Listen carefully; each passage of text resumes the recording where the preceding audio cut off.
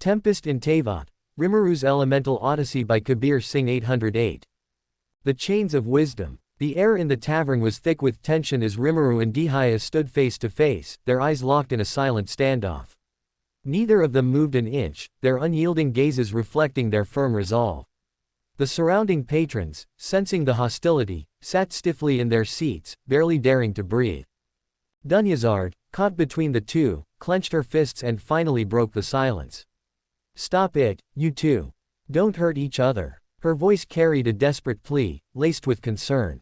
Dihaya, however, didn't avert her sharp gaze from Rimuru. "Stay out of this, my lady.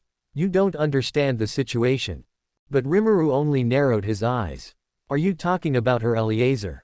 Both Dunyazard and Dihaya visibly tensed at those words. Their eyes widened in shock, and even Ether and Paimon turned to look at Dunyazard in surprise. "Wait, Dunyazard has Eliezer too," Paimon gasped, floating closer. Dunyazard hesitated before nodding slightly. "Yes, but how did you know?" Rimuru let out a small sigh. "I've seen this disease before. The moment I first met you, I could sense it. Your condition is serious, isn't it?" Dunyazard bit her lip and turned her head away, while Dihaya's fingers twitched slightly, her fists clenching tighter. "Then you should already know why I'm trying to take her home," Dihaya said, her voice losing a bit of its hostility but still firm. "She needs rest. Trying to make her stay here is unreasonable." Rimuru gave a small nod. "You're right, but she is stable for now." His voice then carried a hint of something unexpected, hope. "And if she helps me, I can give her medicine that will help with her Eliezer." Both women's eyes widened in disbelief. "Really? You have something that can help?" Dunyazard asked breathlessly, a mix of hope and desperation in her voice. But Dihaya wasn't so quick to believe him. She stepped forward, her expression filled with suspicion. "And why should we trust you?" Rimuru crossed his arms. "I understand your doubt. So how about this? I'll give her the medicine first. If she starts feeling better, we continue our talk. If it doesn't help," he pointed at Dihaya, "you can do whatever you want." Dihaya didn't even hesitate. "No. What if it's poison?" Her voice was ice cold. Rimuru sighed. "Looks like negotiations have broken down." Before he could say anything else, Dunyazard suddenly spoke up, cutting through the argument. "Enough, Dihaya." The Aramite warrior turned toward her, visibly torn. "My lady, you don't understand. This could be dangerous." Dunyazard shook her head. "I know you're worried about me, but I also know my limits." Dihaya gritted her teeth. "Your parents want you home. Resting in bed. As my employer, I have to follow their orders." At that moment, Dunyazard took a deep breath and said something that shocked everyone. "Then, how much?" Dihaya blinked. "What?" Dunyazard turned to face her bodyguard directly, her gaze unwavering. "How much do I need to pay you to make you my employer instead? So you don't have to follow my parents' orders anymore." Ether raised an eyebrow. "Well, that escalated quickly." Rimuru chuckled softly. "Didn't expect that one." Dihaya, however, was stunned. She opened her mouth but no words came out for a moment. Then, she let out a long sigh. "My lady, I don't know what you think about us Aramites, but we have principles too. I can't just take your money and abandon what I believe is right." Dunyazard softened her gaze. "I know. And I know it's been hard for my parents. But I also know what I'm capable of. You've been with us for so long, Dihaya. You should know that better than anyone." Dihaya stared at her for a long time before finally sighing in defeat. "Fine. But I swear, if anything happens to you, I will drag you back home immediately." Dunyazard smiled. "Thank you. And, sorry for what I said earlier." Dihaya shook her head. "Don't worry about it, my lady." With the matter settled, Rimuru relaxed and waved toward the tavern owner. The bartender, a burly man with a jovial smile, looked over and raised an eyebrow. Well, if it isn't Dihaya. Been a while, huh? I heard you took up work as a bodyguard. Must be a boring gig for someone like you." Dihaya smirked slightly. "You get used to it." The bartender let out a hearty laugh. "So, what will you folks be having?" Dunyazard glanced at Rimuru and the others before sighing. "I don't have much more on me right now, so I ought to save as much as I can. But bring the best food you have for these three. They are my guests, and I want to be a good host." Before Rimuru could stop himself, he let out a chuckle. No need to worry about the money. I'll pay for everyone. Dunyazard immediately shook her head. Ah, no, please let me pay. You've already helped me so much. I can't just let you. Rimuru held up a hand. Relax. I have plenty of mora. I know you left your home in a hurry, so let me help. Ether nodded in agreement. Yeah, if Rimuru says so, then just go with it. Paimon grinned. Yep, he's got no problem with mora. So just enjoy the food. Dunyazard hesitated before finally sighing in defeat. I see. Then, thank you. Truly, from the bottom of my heart. I won't forget your kindness. Rimuru smiled. No need to be so formal. Just enjoy the meal. With that, the bartender nodded and disappeared into the kitchen, leaving the group in the warm, dimly lit tavern. As the conversation continued, the warm atmosphere in the tavern made everyone feel at ease. The dim lighting from the lanterns overhead cast a cozy glow, and the soft hum of chatter from other patrons added to the ambiance. The scent of freshly prepared food filled the air, mingling with the rich aroma of spices unique to Sumeru's cuisine. The faint sound of a lute being played somewhere in the background only enhanced the welcoming environment. Paimon, who had been nibbling on a small piece of bread, leaned forward eagerly. So, Dunyazard, when we first came to the city, no one seemed to have much information on Lesser Lord Kusanali. What made you choose to follow her so devotedly? She asked, curiosity shining in her eyes. Dunyazard paused for a moment before answering, a soft smile gracing her lips. Well, to be honest, I think I met her in my dreams. Paimon blinked in surprise. Dreams, she repeated, tilting her head. Dunyazard nodded, placing her hands gently on the table. Yes, when I was a child, my Eliezer kept me bedridden for most of the day. Because of that, I couldn't make any friends, and I often felt lonely. But one day, when I was at my worst, barely able to move, my body in pain, a gentle voice spoke to me in my mind. She paused, as if reminiscing about that moment. The flickering light of the lanterns reflected in her eyes as she continued. Dunyazard, don't be scared. There's no need to be scared. That's what she said. Ether, Rimuru, and Paimon listened intently. Even Dihaya, who was usually more guarded, seemed interested. Dunyazard continued, I was startled, of course. I asked, who are you? And how do you know my name? And she answered, how do I explain this? You might not be able to understand, but I know everything about you. Paimon's mouth hung open slightly in wonder. Whoa, what happened next? Dunyazard chuckled softly. Well, I was skeptical at first, so I asked her, really? And she replied, yes. I know that you hate thunder. I know you don't like taking medicine every day. And I know that you love counting the petals on your mother's skirt. She smiled wistfully. Everything she said was true. Rimuru, who had been resting his chin on one hand, nodded thoughtfully. That makes sense. As the Dendro Archon, she must have a profound connection with Erminsel, the great tree that holds the history and information of Teyvat. She probably used that connection to look into your memories. Ether and Paimon nodded in agreement. Paimon then asked, so what happened next? Did you keep talking to her? Dunyazard's expression softened. Yes, I did. I asked her to be my friend, and she agreed. We talked for a long time, until I recovered from that terrible bout of illness. After that, I told my mother about it, but she just smiled and said I must have been dreaming. Rimuru exhaled, leaning back slightly. That just proves that Lesser Lord Kusanali actually cares about the people of Sumeru. Paimon crossed her arms, puffing out her cheeks. Then why is she always locked up in the sanctuary of Sarasthana? Why doesn't she come out? Ether shook his head. That's the hard part. Dunyazard nodded. That's why, ever since then, I've always wanted to meet her in person, to repay her kindness. In fact, she hesitated for a moment before continuing. I actually ran away from home today just so I could help with the Sabzirus festival. Paimon blinked. The Sabzirus festival? What's that? Rimuru answered before Dunyazard could. It's Lesser Lord Kusanali's birthday. On this day, the sages of the Academia officially found her and recognized her as Sumeru's new deity. Dunyazard nodded, looking slightly sad.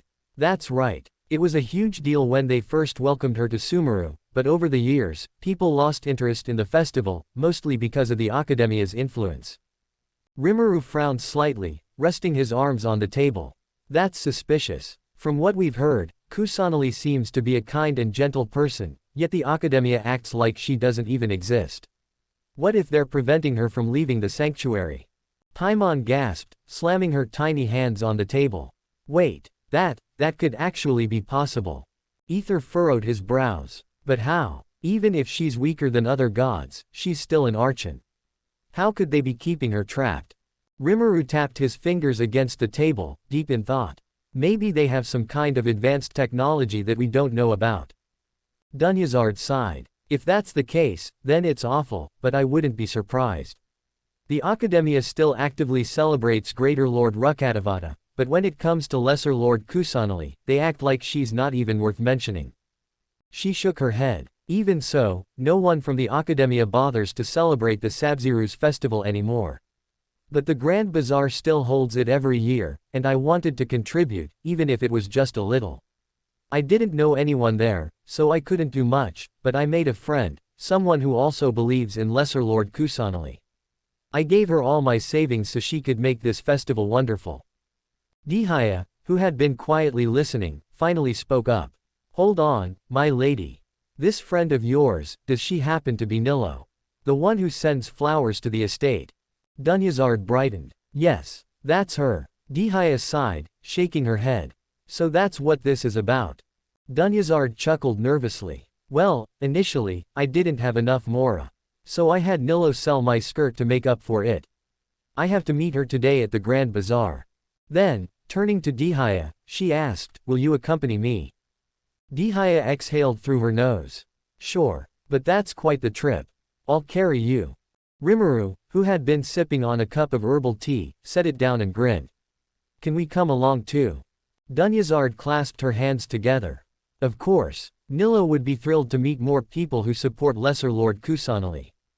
At that moment, the tavern owner returned, carrying a tray filled with steaming dishes. The rich aroma of spices, roasted meats, and freshly baked bread filled the air as he carefully set the plates down on the table. As the tavern owner finished setting the plates, everyone eagerly began to dig in, enjoying the delicious feast before them. As the scene shifted, the atmosphere darkened, the sky above the sanctuary of Surasthana shrouded in a quiet gloom.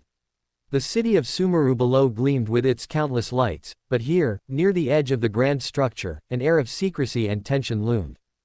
Feldway stood tall, his crimson gaze locked onto the Grand Sage, his expression unreadable yet filled with cold amusement. The Grand Sage, in contrast, exhaled slowly, a hint of frustration evident in his aged face. So, he denied your offer? Feldway asked, his tone carrying no surprise, only mild curiosity. The Grand Sage sighed, rubbing his temple as he responded, yes, he did. His voice held a trace of disappointment, but it was clear that he had expected this outcome. It was to be expected, after all. He is not an idiot. Feldway chuckled at that, his lips curling into a smirk. Of course, that man sees through deception too easily.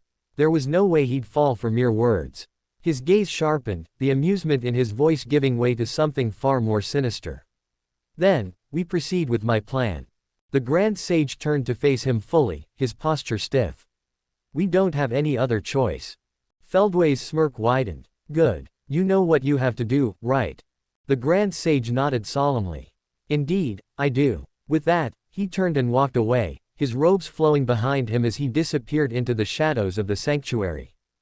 Feldway, however, remained where he stood for a moment longer, his piercing eyes scanning the city below. His smirk never faded. He could already see the gears of fate turning in his favor. His voice was barely above a whisper, but it carried a chilling weight. Don't worry, Rimuru. This will be the last time you see your friends. With that, he turned and disappeared into the sanctuary, leaving only the cold night air behind. The streets of the Grand Bazaar were alive with a festive atmosphere.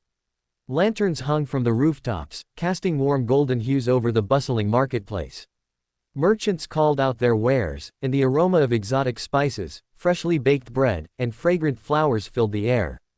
The people moved with excitement, their spirits high as the Sabziruz festival approached. Rimuru, Ether, Paimon, Dihaya, and Dunyarzad made their way through the lively bazaar, weaving through the crowd. The sight of performers practicing their routines, musicians fine-tuning their instruments, and merchants selling decorations added to the anticipation of the upcoming festival. As they reached the heart of the Grand Bazaar, their eyes landed on a particular stage where a young woman was deep in conversation with an older man. She had fair skin, bright red hair cascading past her hips, and mesmerizing light aqua eyes. A striking red lotus tattoo adorned her back, adding to her graceful presence.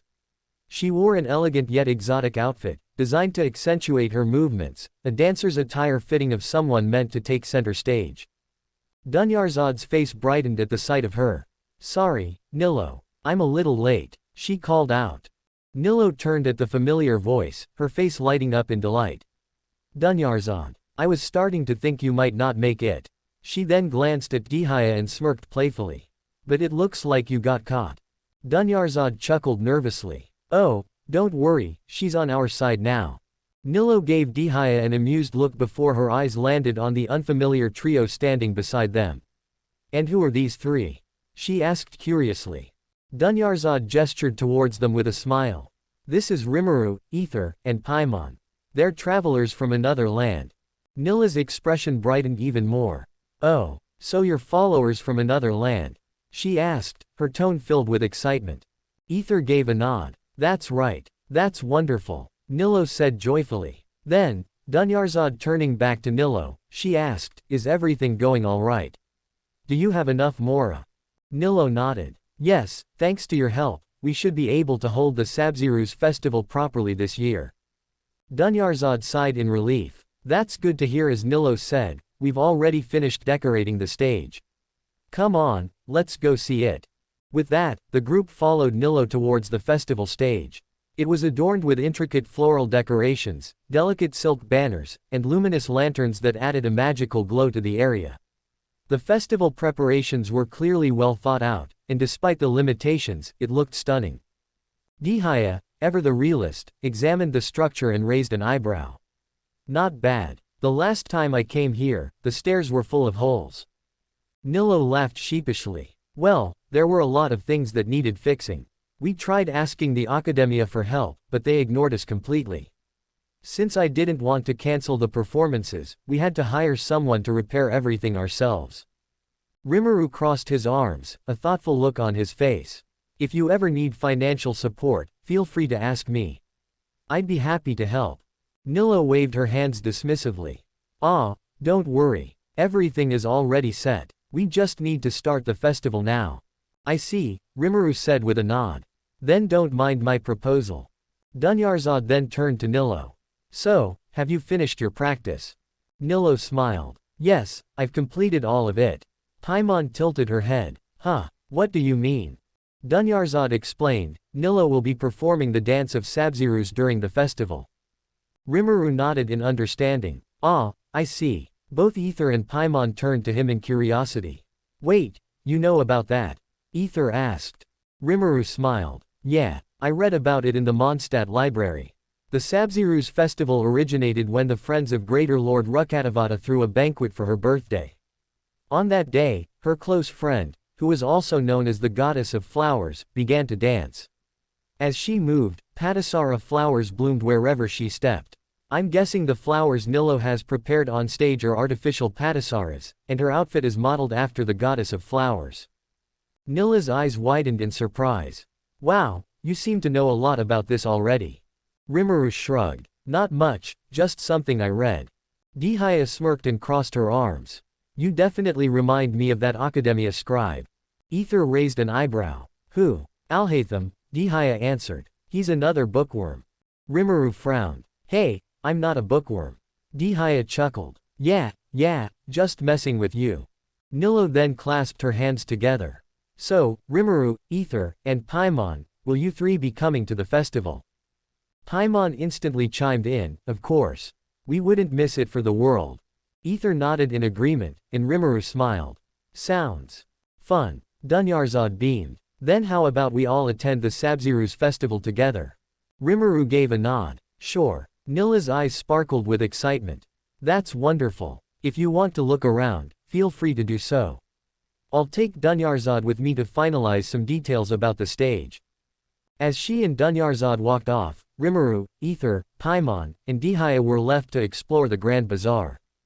After some time as the group stood within the lively atmosphere of the Grand Bazaar, Dihaya crossed her arms and looked at them seriously. "So, you all want to meet the Dendro Archon?" she asked, glancing between Ether, Paimon, and Rimuru. They nodded firmly, determination evident in their expressions. Dihaya smirked slightly, tilting her head.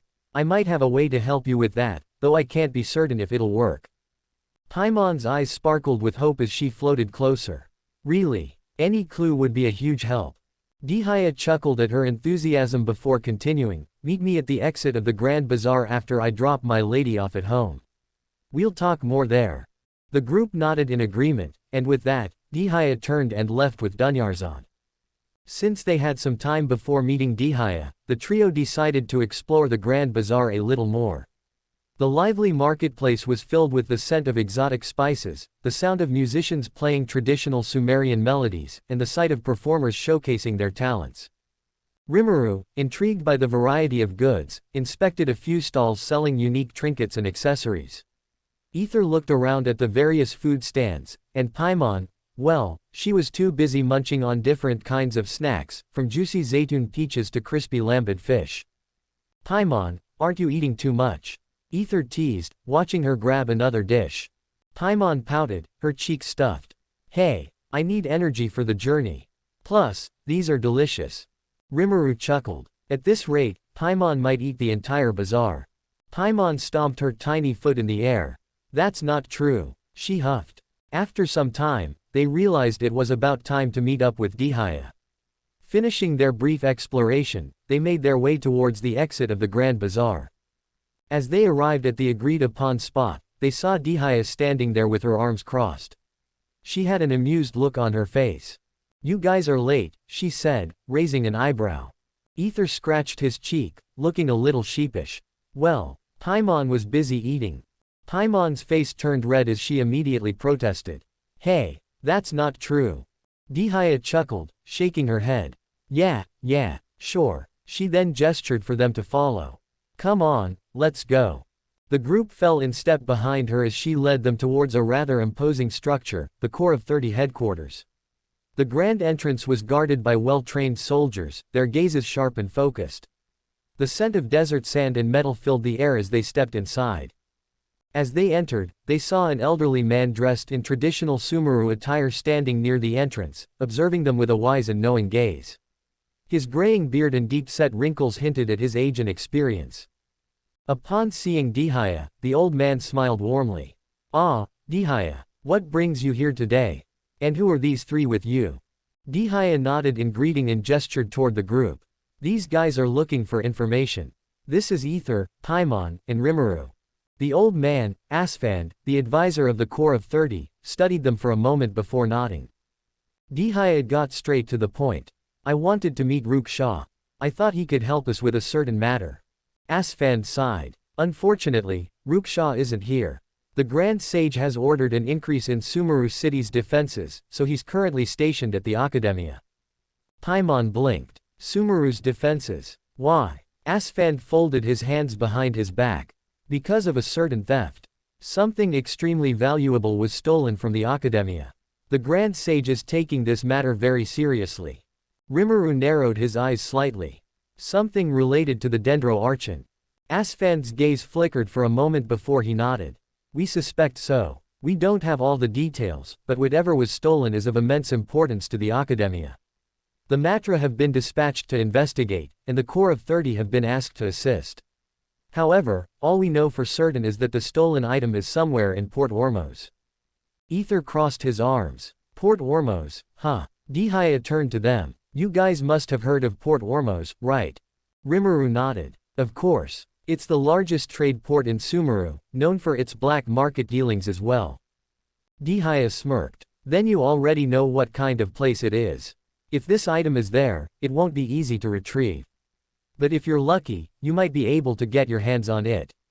Ether turned to Rimuru. "What do you think?" Rimuru grinned. "Let's go now. We need to find that item fast, so we can return in time to enjoy the festival with our new friends." Dihaya chuckled. "Good. I was afraid you'd forgotten about the festival already." Rimuru waved a hand. Don't worry. I have a sharp memory. Dihaya smirked. If you say so. Asfand nodded approvingly. I wish you all the best. Be careful in Port Ormuz. It's a place where gold speaks louder than words. With that, the group bid their farewells and set off toward Port Ormuz, their next destination. As the group reached Port Ormuz, they were greeted by the lively hustle and bustle of the trading hub. Merchant stalls lined the streets, their vibrant canopies providing shade as traders from all across Teyvat advertised their wares in loud, energetic voices. The salty sea breeze carried the scent of exotic spices and fresh seafood, blending with the distant sound of waves crashing against the docks. The architecture reflected its blend of cultures and nature, Sumeru's distinct scholarly influence mixed with the rugged structures built to accommodate travelers and merchants alike. As the group strolled around, taking in their surroundings, Paimon floated beside Ether, crossing her arms. So, how are we going to find this lost item? She asked, her voice carrying a hint of impatience. Rimuru, walking beside them, furrowed his brows in thought. The information they had was vague. It was an important Academia item, stolen en route from Aru village, and supposedly in Port Ormuz. There were too many unknowns. He needed a plan. Before he could formulate one, Ether suddenly nudged him. Hey, Rimuru, look over there. Following Ether's gaze, Rimuru noticed a small group of Academia students gathered in a quiet corner, deep in discussion. They were dressed in the traditional student robes of Sumeru city, their sleeves embroidered with intricate geometric patterns representing their respective darshans. The expressions on their faces were tense, and their hushed voices suggested they were discussing something serious. Paimon tilted her head. What are Academia students doing here? Shouldn't they be in the city? Rimuru nodded thoughtfully. Many students come here for field research or to gather rare resources, so it's not unusual. But given the timing and the nature of the theft, they might know something useful. Let's listen in. The group subtly closed in, pretending to browse a nearby fruit stall while focusing on the conversation. One student, a young man with round glasses and dark green robes, sighed heavily. This isn't good. I haven't found anything, and there are eremites lurking at every corner. Another, a woman with shoulder-length black hair, added, there are so many factions of eremites in Port Ormuz right now. Some are fighting amongst themselves, but the most dangerous ones are those shouting about King Deshret's resurrection. The third student, a nervous-looking man, furrowed his brow. Ain al-Amar, that's their name. I heard they might be in possession of what the Academia is trying to retrieve. Really? The woman asked. Where did you hear that? From one of the local informants. Apparently, they don't trust outsiders, but they're much more open to dealing with Academia students. If you're from the Academia and have the money, you can buy information from them. How much are we talking? 500,000 mora, the man answered gravely. They've been seen frequently at Jafar Tavern. If you bring the money, they'll tell you anything you want to know. Hearing this, Rimuru, Ether, and Paimon exchanged glances before subtly moving away. Paimon whispered, looks like we got our lead. Ether nodded in agreement. Jafar Tavern. That's our next stop. Rimuru folded his arms. But we need to be careful. They only trust Academia students, so we should introduce ourselves as such. Paimon grinned. Good thing we have someone who can play the role of an Academia scholar. Rimuru smirked. All right then, let's go.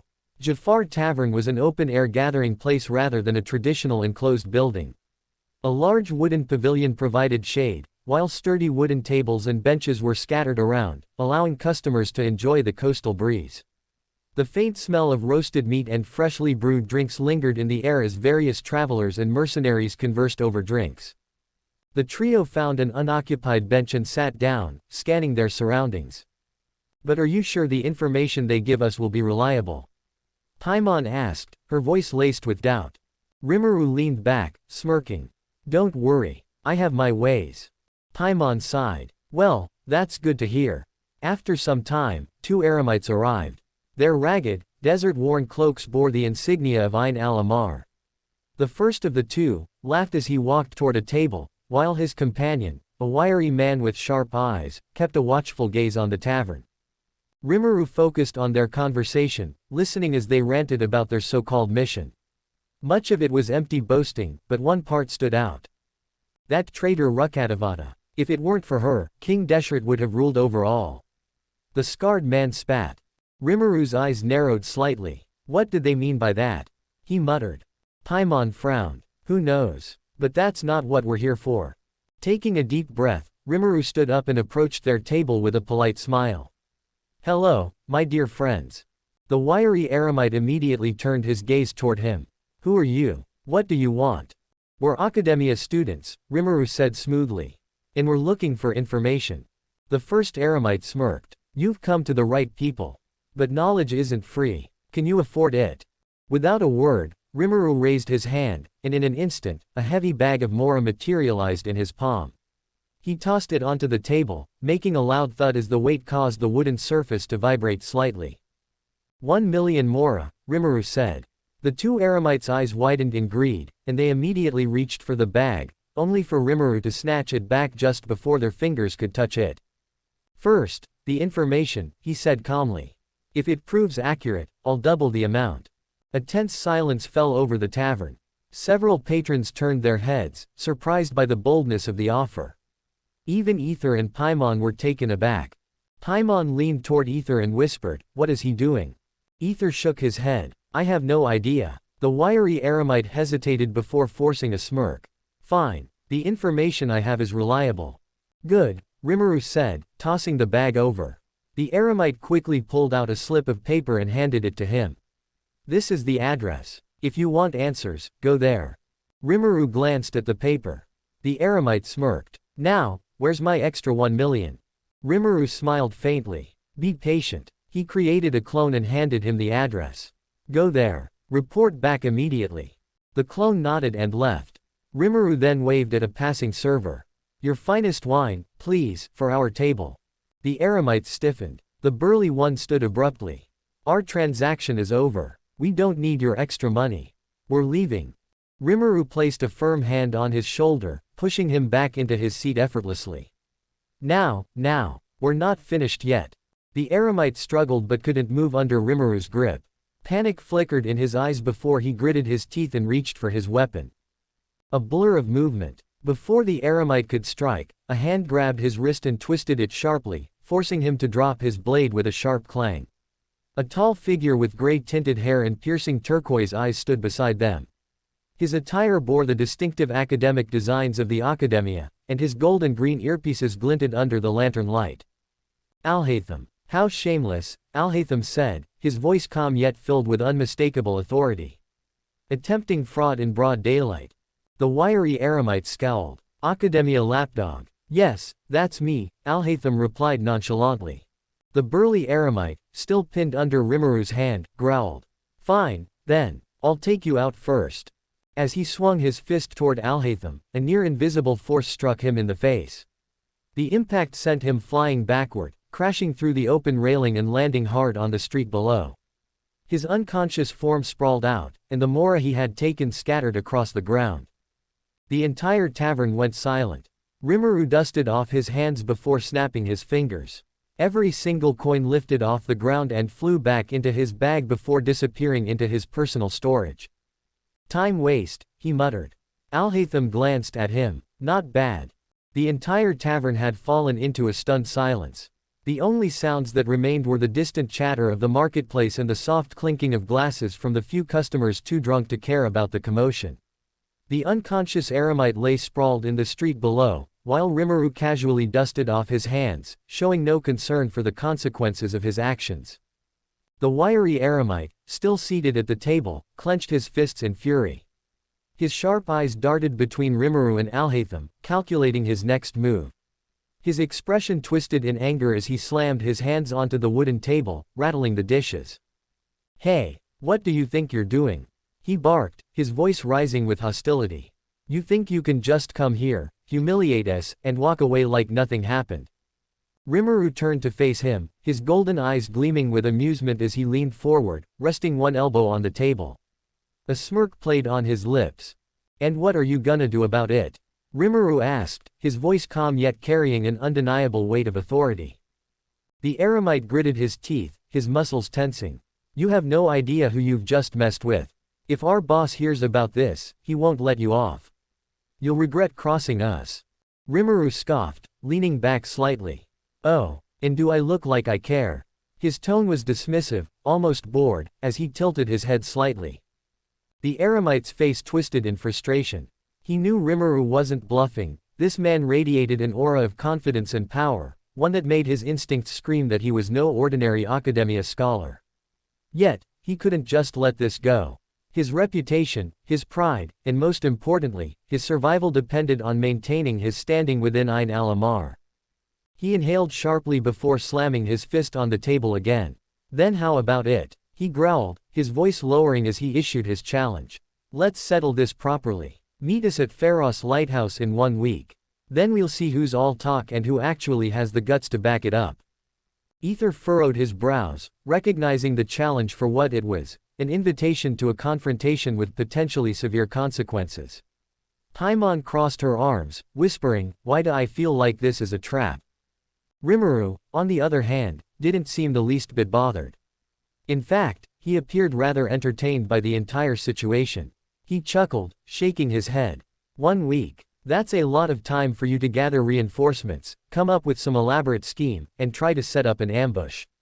He tapped his fingers against the table. Why not settle it right now? Before the eremite could respond, Rimuru casually placed his hand on the man's shoulder.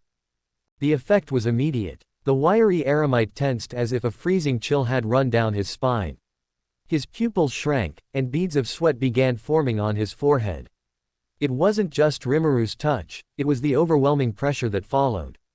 His body instinctively recognized it as a force far beyond anything he had ever encountered. His breathing turned shallow. His fingers twitched, struggling to move, but it was as if his entire body had been paralyzed by an unseen force. His heartbeat pounded violently in his chest, and an overwhelming sense of dread settled in his gut. Rimuru's eyes gleamed mischievously as he leaned in slightly. "You seem nervous," he remarked in a low, almost teasing tone. "Second thoughts." The eremite swallowed hard. He was a warrior of Ain al-Amar, someone who had fought countless battles in the desert, but in that moment, standing before Rimuru, he felt like a mere insect staring into the eyes of a beast. He couldn't stay here any longer. With a desperate burst of movement, he yanked himself free, stumbling backward as he practically jumped over the railing in a panic. His breath was ragged as he landed beside his unconscious companion, sweat dripping from his brow. He quickly hoisted the burly eremite onto his back, staggering under his weight. He glanced back up at Rimuru, who still sat at the table with an unreadable expression. Remember my proposal," the eremite stammered, his voice filled with forced bravado. "If you have the guts, meet us at Pharos Lighthouse 1 week later." And with that, he turned tail and bolted, sprinting into the bustling streets of Port Ormuz, carrying his unconscious comrade with him. The tavern remained silent for a few moments before the patrons slowly resumed their conversations, murmuring about what had just transpired. Alhaitham, who had been watching the exchange with mild interest, sighed. "You really enjoy playing with your prey, don't you?" Rimuru smirked. "It's more fun that way." Ether sighed, rubbing his temples. "And now we're involved in some gang feud." Paimon huffed. "What do we do now? Are we actually going to that lighthouse?" Rimuru stretched his arms before standing up. "Of course. But I doubt they'll actually wait a whole week. We should keep an eye out for any movements from their side." Alhaitham crossed his arms. "That would be wise. Ain al-Amar isn't known for their patience." Rimuru watched as the eremites disappeared into the crowd, shaking his head in mild amusement before turning his attention back to the man who had stepped in to assist earlier. "So, who are you, by the way?"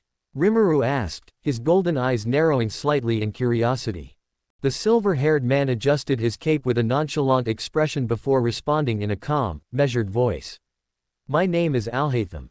Paimon suddenly perked up, her tiny hands flying to her mouth as her eyes widened in realization. "Wait a second, Alhaitham. Isn't this the same guy that Dihaya mentioned before?"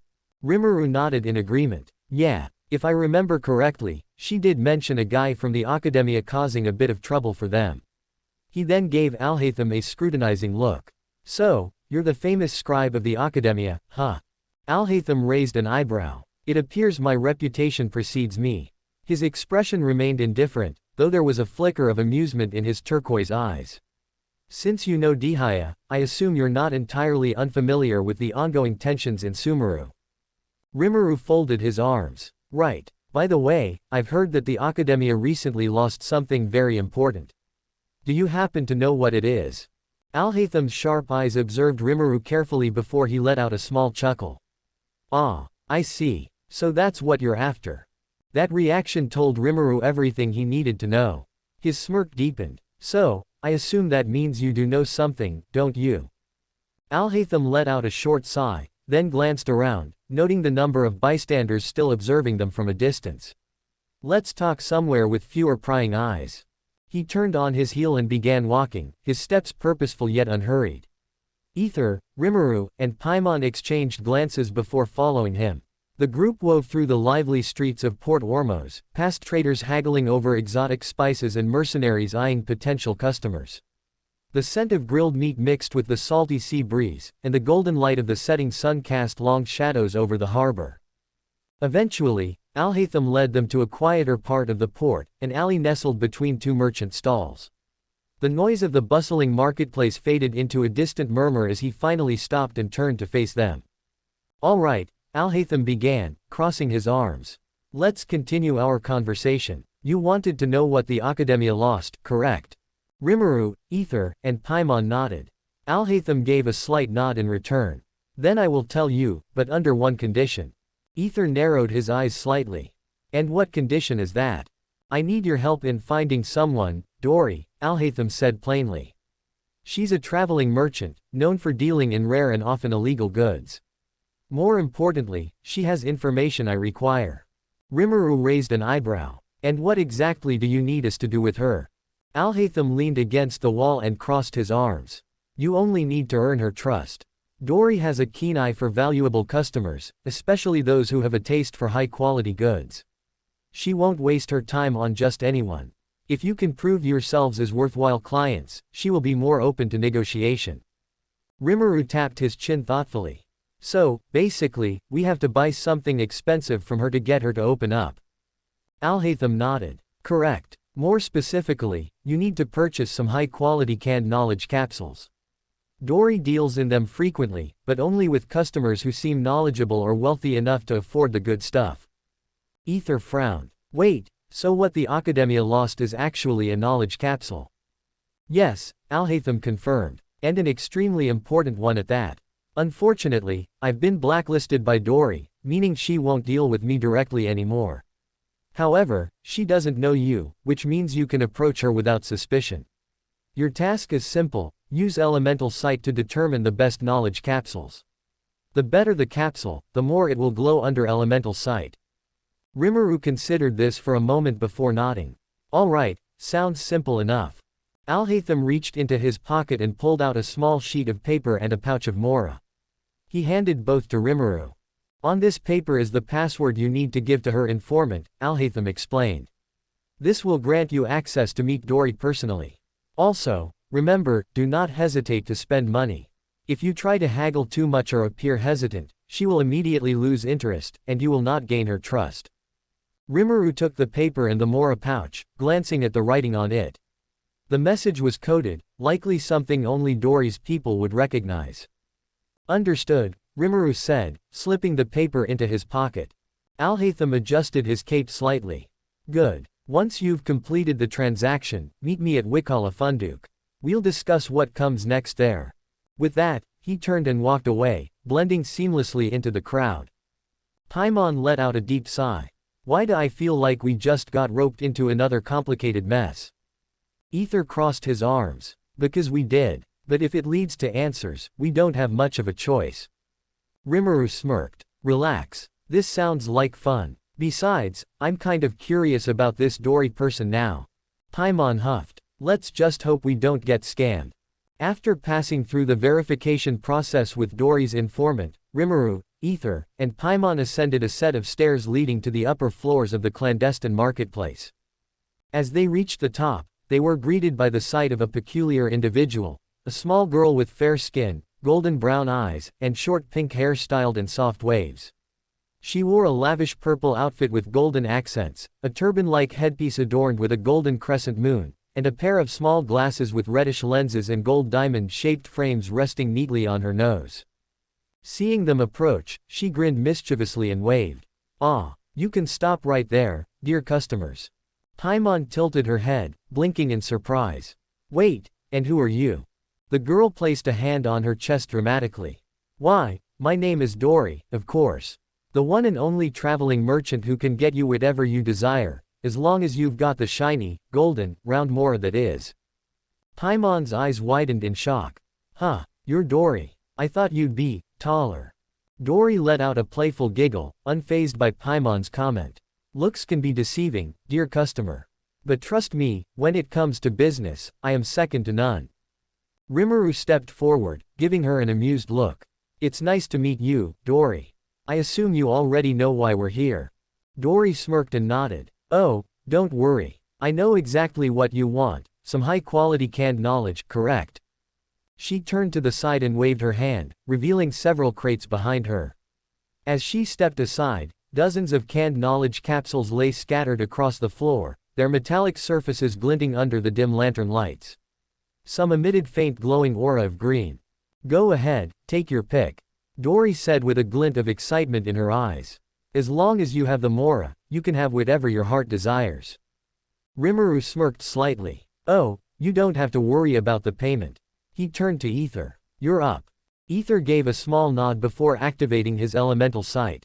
His golden eyes flashed with a soft glow as he carefully examined each of the capsules before him. Immediately, he could see distinct energy signatures radiating from them. Most capsules had a weak, flickering glow, indicating their common or low-tier quality. However, 3 of them shone far brighter than the rest, their light pulsing steadily. Without hesitation, Ether bent down and picked up those 3 capsules. Dory clapped her hands together, her eyes twinkling. "Oh ho, you've got an eye for quality, dear customers. I like that." But before the transaction could be completed, Dory suddenly leaned forward with a conspiratorial grin. "Since you've proven yourselves as customers with fine taste, I have one more offer for you." Ether and Rimuru exchanged glances as Dory continued. "If you spend just 100,000 more mora, I will let you pick any canned knowledge capsule of your choice, up to a value of 1 million mora. Sounds like a deal, doesn't it?" Paimon's jaw nearly dropped. "What? Rimuru, we have to buy one." She floated in front of him, shaking his shoulders excitedly. Rimuru, however, wasn't so easily convinced. He turned to Dory, his eyes narrowing slightly. "Any capsule, huh?" His gaze sharpened. "So you're saying that if we pay 100,000 more mora, we can pick any knowledge capsule from this batch right here?" He gestured toward the glowing capsules at their feet. Dory's confident expression faltered ever so slightly. "Well, that is." Rimuru sighed. "I see. So that's how it is." Paimon blinked in confusion. "Wait, so what's the problem?" Rimuru folded his arms. "She never said we'd be choosing from this batch. She just said we could pick any capsule up to 1 million mora, which means she was likely planning to bring out a different batch, one with less valuable options." Paimon's eyes widened in realization. "Wait, so you mean we wouldn't even get to pick from these high-quality ones? That's a scam." She stomped her foot in frustration. Dory giggled, shaking her head. "Oh, come now, dear customer. It's not a scam, just a bit of creative wordplay. A good merchant never gives away their best goods too easily, after all." Rimuru chuckled, shaking his head. "Well, you almost had us there. But it looks like we've got our answer." Dory sighed dramatically, placing a hand over her heart. "Ah, such sharp minds. You're no ordinary customers, that's for sure." Then, as if regaining her usual enthusiasm, she bounced on her heels and asked, "So, did you have another transaction in mind?" Rimuru grinned. "Actually, I do." Dory's eyes sparkled as she clasped her hands together. "Oh, what do you want, dear customer?" Rimuru's gaze darkened slightly. "I want information, specifically, about the important canned knowledge that was stolen from the Academia." Dory's smile widened as she placed a finger on her chin. "Ooh, so that's what you're after." She twirled in place before giggling. "But that kind of information doesn't come cheap, you know." Rimuru's smirk never wavered. "I don't care about the price, as long as the information is accurate." Dory let out a delighted laugh. "Oh ho, I like your confidence." She then pulled out a small wooden box and lifted its lid, revealing a photograph inside. She held it up for the group to see. The image showed a tall, rugged-looking man with crimson tattoos on his arms, clad in the traditional warrior garb of the desert Eremites. In his hand was a glowing red knowledge capsule, its energy pulsating ominously. "This," Dori said, pointing at the man, "is the leader of Ain al-Amar, Misri. And he is the one who acquired the knowledge capsule you're looking for. It was auctioned off to him just recently." Rimuru's eyes gleamed with interest. "Now that's what I like to see." He raised his hand and snapped his fingers. Poof! A large bag of Mora materialized out of thin air and dropped onto the ground with a thud. Dori's eyes widened in delight as she eagerly grabbed the bag, though she quickly realized it was too heavy for her small frame and had to place it beside her. She opened it slightly, her face practically glowing as the golden coins inside reflected in her eyes. "Ooh, now this is what I love to see," she squealed. "You're the best customers I've had in ages.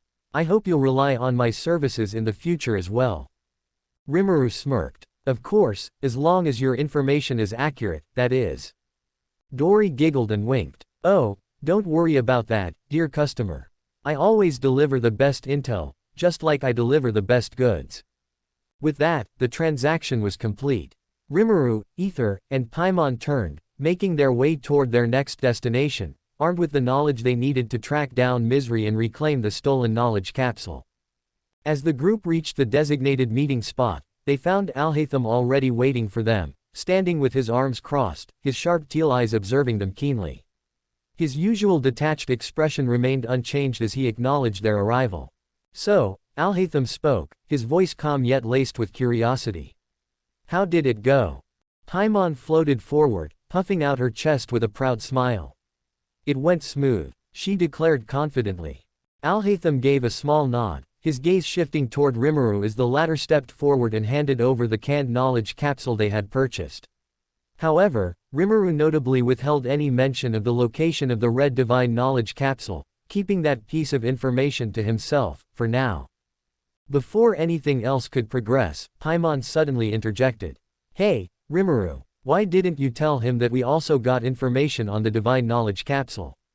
The moment those words left her mouth, Rimuru internally facepalmed, resisting the urge to sigh out loud. "Paimon, why?" He glanced at her, watching as she floated smugly, clearly thinking she had just done something praiseworthy. Alhaitham, however, immediately picked up on her words and turned his gaze toward Rimuru, his expression unreadable. "So," he said smoothly, "you also obtained information on the divine knowledge capsule." Realizing there was no point in hiding it now, Rimuru nodded. "Yeah, Dori told us that it was with the leader of Ain al-Amar." With that, he reached into his pocket and retrieved the photograph Dori had given them. He held it up, allowing Alhaitham to see the image of a tall, rugged-looking Eremite leader, Misri, holding the glowing red capsule in his hand. Alhaitham narrowed his eyes slightly as he examined the image. "Clear as day," he murmured, before shaking his head. "I must say, Dori is quite bold." Rimuru chuckled. "Indeed, she is." Alhaitham hummed thoughtfully, folding his arms. "Then it looks like we have our answer." However, just as they were about to discuss their next course of action, Rimuru's expression subtly shifted. He felt something, a presence. No, many presences. His sharp senses picked up on the fact that they were slowly being surrounded. Though the enemies were still hidden, Rimuru could easily sense their numbers and positions. His eyes flickered with realization as he recognized the energy signatures of those creeping toward them. TCH. I knew they'd want revenge, but this fast. At that moment, Ciel's voice echoed in his mind.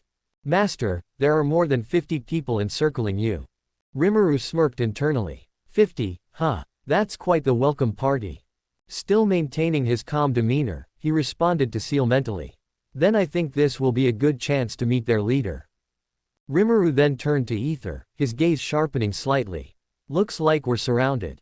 Ether's golden eyes immediately flickered with alertness as he instinctively reached for his sword. Alhaitham, upon hearing Rimuru's words, subtly adjusted his stance as well, his perceptive mind quickly assessing the situation. Paimon, on the other hand, panicked.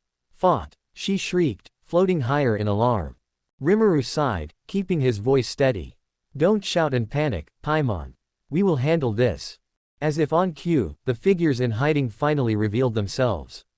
One by one, armed men wearing desert eremite attire emerged from the shadows, their sharp weapons gleaming under the dimming Sumeru sun. Their crimson tattoos and fierce expressions marked them as warriors of Ain al-Amar. And leading them was none other than the very same man who had fled earlier that day, the eremite who had challenged Rimuru to a duel in 7 days. But here he was now, standing tall with a cocky grin, surrounded by over 50 of his fellow mercenaries. His expression was filled with arrogance, as if he had already won. Hey, he sneered, rolling his shoulders before pointing at Rimuru. Now listen here, pretty boy. You think you can just humiliate my comrade and get away with it? I'll make sure you pay for what you did, with your face. Rimuru blinked once before letting out a tired sigh. He placed a hand on his chin, looking mildly exasperated. Why do people always want to mess with my face? He muttered. Am I really that handsome? Alhaitham, despite the situation, responded dryly. We can talk about that later. Rimuru chuckled. You're right. He then straightened up, his gaze now cold and sharp as he stared down the cocky eremite leader. The atmosphere grew tense. The 50-plus warriors of Ain al-Amar gripped their weapons, their eyes locked onto the group as if expecting an easy fight. Little did they know, they had severely underestimated their opponents. Rimuru's grin widened ever so slightly. All right then, he muttered under his breath. Let's see what you've got. Rimuru lifted his hand, and in an instant, multiple water clones materialized around him. The clones, perfect replicas of him yet shimmering slightly with their watery forms, turned to face the encircling eremites with predatory grins.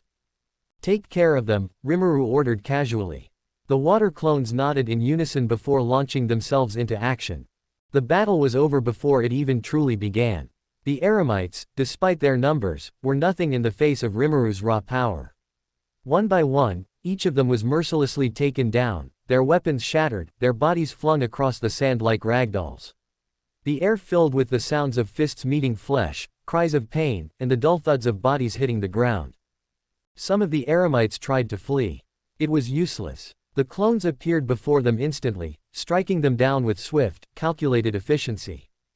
Within minutes, the entire battlefield was littered with fallen eremites, groaning in pain, their bodies sprawled across the sand like discarded dolls.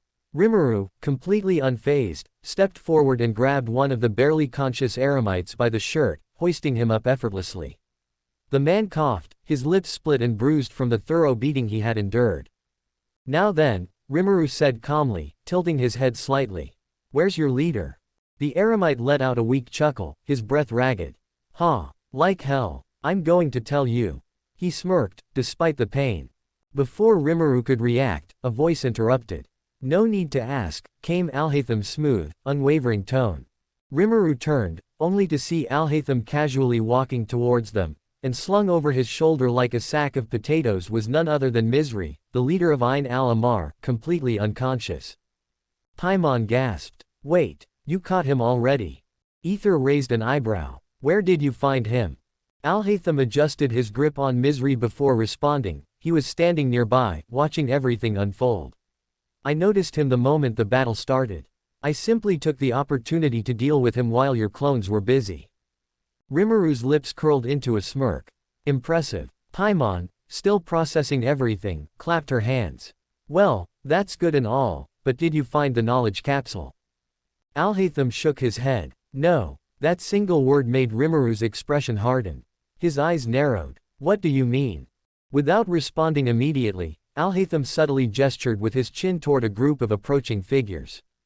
Rimuru turned to look, only to see a large battalion of Academia Matra arriving. The group of scholarly enforcers was hauling multiple carts filled with confiscated goods, bags, scrolls, and artifacts. Some of the Matra carried stolen knowledge capsules, carefully sealed within enchanted containers. One of the Matra, a stern-looking man with an authoritative presence, stepped forward. We have confiscated everything related to this group already. So don't worry, we will take over from here. Behind him, other Matra officers had already begun rounding up the battered eremites, securing them in binding cuffs that suppressed elemental energy. Rimuru glanced at Alhaitham. So, the Academia found the divine knowledge capsule first. Alhaitham nodded. Indeed. It looks like so. Rimuru sighed, running a hand through his hair. TCH. Looks like we were late. Ether crossed his arms. So what now? Rimuru thought for a moment before answering. Let's go back for now. We still have to meet Dunyazard, the festival is going to start soon. Paimon, still visibly frustrated, pouted. We were so close. Ether nodded in agreement. Yeah, looks like we'll have to find another way now. Alhaitham, ever the pragmatic thinker, merely shrugged. Then it seems our agreement has also ended. Rimuru turned to him and nodded. That's right. With that, the group turned away from the battlefield, making their way back toward Rimuru city. As they walked, Rimuru could feel something off. For some reason, Alhaitham's eyes lingered on him for a few moments longer than necessary before he finally looked away and went his separate path. He's hiding something. The thought was immediate. Rimuru could feel it. Once they were far enough away, he spoke in his mind. Seal, what do you think? That Alhaitham guy. He's hiding something, isn't he? Ciel's voice echoed in his mind. Without a doubt, master. His movements, expressions, and choice of words were too precise. He knew something but deliberately withheld information from us.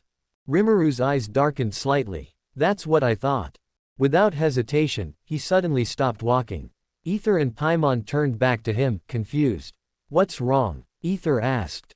Instead of answering immediately, Rimuru simply formed a new clone beside him.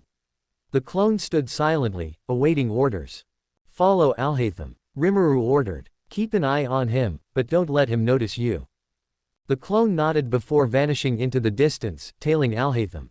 Ether crossed his arms. What's this about now? Paimon looked between Rimuru and the disappearing clone. Yeah, what's going on? Rimuru narrowed his eyes slightly. I think Alhaitham is hiding something from us. Paimon gasped. Fought. Ether furrowed his brow. You're not certain, though, are you? Rimuru shook his head. Not yet, but we'll find out soon enough. Paimon pointed a tiny finger at him. Well, don't forget to tell us what you find out, okay? Rimuru chuckled. Of course. With that, the group resumed their journey toward Rimuru city. By the time Rimuru and the group arrived in Rimuru city, the sky had already darkened, and the soft glow of lanterns illuminated the streets. The air was filled with the scent of spices and the distant sound of music, but despite the festive atmosphere, the group was in a hurry. Paimon, floating ahead, waved her arms frantically. Hurry up, we're going to be late. Rimuru, walking at a steady pace, sighed. Yes, Paimon, we're coming. Stop panicking. After weaving through the bustling streets, they finally reached the Grand Bazaar, where the festival was supposed to take place. Paimon let out an exhausted sigh. Finally, we made it. However, just as they approached the stage, Rimuru's eyes narrowed. Out of the corner of his vision, he caught a glimpse of someone unexpected. His expression darkened. What is he doing here? Ether and Paimon followed his gaze. Paimon gasped. Wait, isn't that? Ether completed her sentence. The Grand Sage, Azar, the leader of the Academia, stood in front of the stage. Dunyazard, standing beside Nilo, was visibly distressed, arguing with the Grand Sage. Seeing this, Rimuru's instinct screamed that something was wrong. Tisk, this isn't good. Without hesitation, Rimuru and his group immediately ran toward the stage. As they approached, they caught the tail end of the argument. Nilo, standing firmly against the Grand Sage, defended the festival with unwavering determination. But even the goddess of flowers danced for the greater lord. She argued, her voice filled with passion. The Grand Sage, ever composed, adjusted his glasses slightly before responding coldly. With your lack of intellectual credentials, I don't believe you are qualified to debate with me.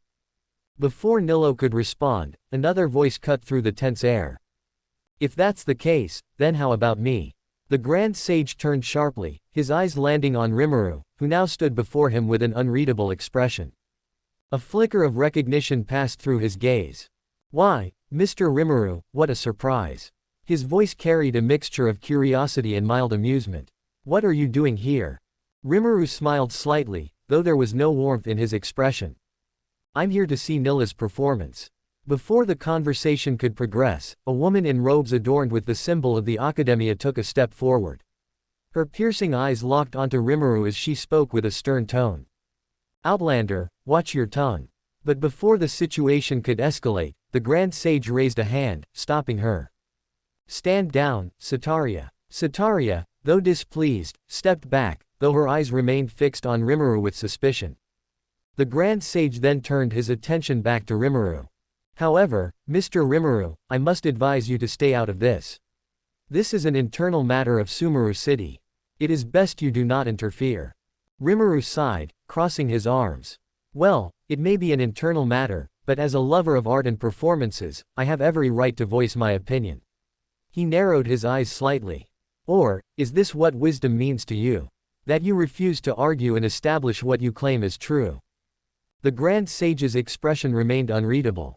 This matter has already been established by the will of the Greater Lord. Rimuru scoffed. And where is your proof? His voice sharpened slightly. We know from historical records that even before 500 years ago, these festivities were held. And at that time, the Greater Lord was very much alive. His eyes bore into the Grand Sage's. So I can only assume that this so-called prohibition of festivals is nothing more than a lie, one that you fabricated. A tense silence filled the air. The Grand Sage's eyes twitched slightly, though he quickly regained his composure. As I said, Mr. Rimuru, you are an outsider. You do not know what is right and wrong for Sumeru. His tone had shifted, it was no longer one of mere diplomacy. It was a warning. So I advise you to keep your distance from this matter. And with that, he clapped his hands. Immediately, the sound of footsteps echoed throughout the bazaar. From the shadows, dozens of Matra officers appeared, surrounding the area. Their presence was silent yet suffocating. The lead officer, a tall man with a serious expression, stepped forward, awaiting orders. The Grand Sage gave Rimuru a measured look. I hope you understand the situation now, Mr. Rimuru. Ether, glancing around at the sheer number of Matra, quickly assessed the situation. They were outnumbered. Rimuru, Ether said calmly but firmly, I think we should step back for now. Hearing this, Rimuru clicked his tongue in mild irritation before letting out a small sigh. TCH. Fine, fine. No need to fight. At this, the Grand Sage's lips curled into the slightest smirk. That is a wise decision. The Matra, seeing that Rimuru and his group were backing down, remained in position, but the tension in the air eased slightly. Nilo and Dunyazard, however, still looked frustrated. As the Grand Sage and his followers turned to leave, Rimuru silently watched them, his expression unreadable. He was expecting this. This was not the end of it.